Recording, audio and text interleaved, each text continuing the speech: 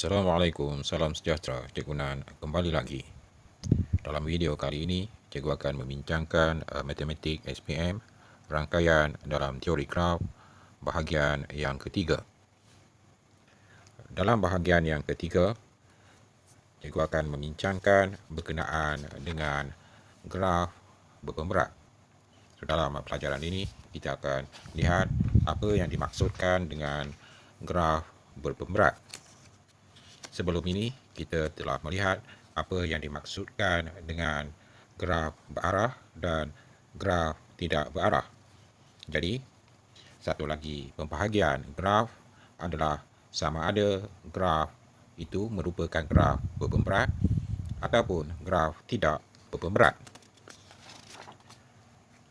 Graf berpemberat adalah graf berarah atau tidak berarah di mana tepinya diberikan nilai mewakili kuantiti tertentu, contohnya jarak, masa dan kos.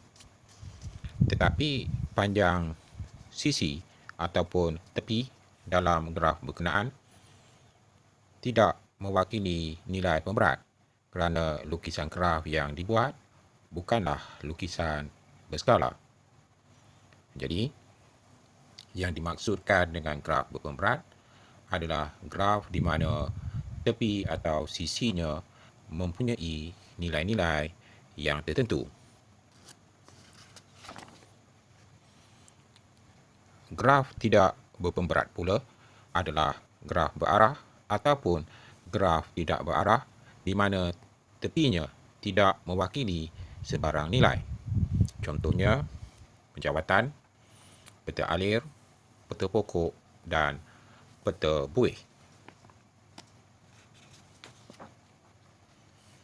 Jadi, secara ringkasnya, graf boleh dibahagikan juga kepada graf berpemberat dan graf tidak berpemberat. Perhatikan contoh mudah yang cikgu berikan di situ. Untuk graf berpemberat, katakan kita ada 3 checkpoint ataupun kedudukan, iaitu titik A, B dan C. Jarak A ke B adalah 2 km, jarak A ke C adalah 3 km dan jarak C ke B adalah 1.5 km. Ini adalah satu contoh mudah bagi graf berarah dan berpemberat. Graf tidak berpemberat tidak mempunyai nilai yang diwakili oleh panjang tepinya. Saya beri satu contoh mudah. Graf tidak berpemberat melibatkan organisasi ringkas sebuah kedai runcit. Kedai runcit ini adalah kedai runcit yang kecil yang dimiliki oleh Ali, dan Ali mempunyai 2 orang pekerja am, iaitu Abu dan Kasim. So, tepi tidak mewakili sebarang nilai. Ini adalah contoh graf tidak berarah dan tidak berpemberat. Sekarang perhatikan satu contoh soalan yang melibatkan graf berpemberat. Kita diberikan satu graf melibatkan titik A, B, D dan C. Jarak di antara titik-titik diberi seperti dalam graf berkenaan. A ke B berjarak 300 meter, B ke D berjarak 50 meter, A ke D berjarak 500 meter, C ke A berjarak 200 meter dan D ke C berjarak 100 meter. Ahmad dikehendaki berlari dari A ke D, kemudian balik semula ke titik A melalui titik B atau C. Berikan laluan terpendek yang perlu dilalui oleh Ahmad. So, dalam soalan ini, kita dikehendaki mencari laluan yang paling dekat ataupun laluan yang terpendek yang perlu dilalui oleh Ahmad. Terdapat 2 alternatif jalan yang boleh dilalui oleh Ahmad. Alternatif yang pertama, adalah daripada A, Ahmad ke D, kemudian ke B dan kembali semula ke A.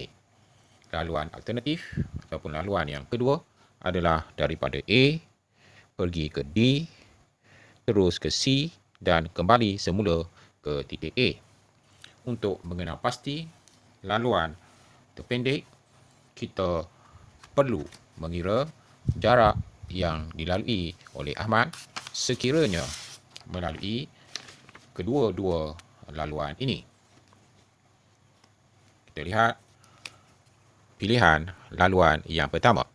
Katakan laluan yang pertama daripada A ke D, ke B, kemudian ke A. So, dalam laluan yang pertama, apa yang perlu dilakukan adalah daripada A ke D, ke B, kemudian kembali semula ke A. Jarak yang perlu dilalui adalah A ke D 500 meter, tambahkan dengan D ke A 50 meter, tambahkan dengan laluan daripada B ke A iaitu 300 meter. Jumlah jarak apabila Ahmad melalui laluan yang pertama ini adalah 850 meter.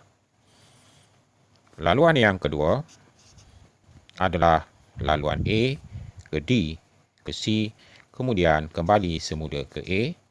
Ini adalah laluan yang kedua.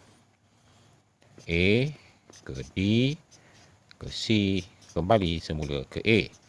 Jarak yang perlu dilalui adalah 500 meter, tambahkan dengan 100 meter, tambahkan dengan 200 meter.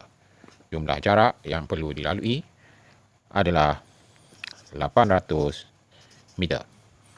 Dalam soalan ini, kita dikehendaki mengenal pasti laluan yang terdekat.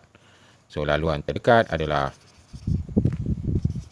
laluan yang kedua, iaitu melalui C, iaitu A ke D, ke C dan kembali semula ke titik A. So, itu yang dimaksudkan dengan graf berpemberat. Cikgu harap para pelajar boleh faham apa yang dimaksudkan dengan graf berpemberat ini. Hingga bertemu lagi dalam video yang akan datang.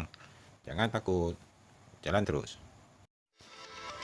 Cukup dulu untuk kali ini. Jumpa lagi dalam video yang akan datang. Jangan takut, jalan terus. Assalamualaikum, salam sejahtera. Cikgu Nan kembali lagi.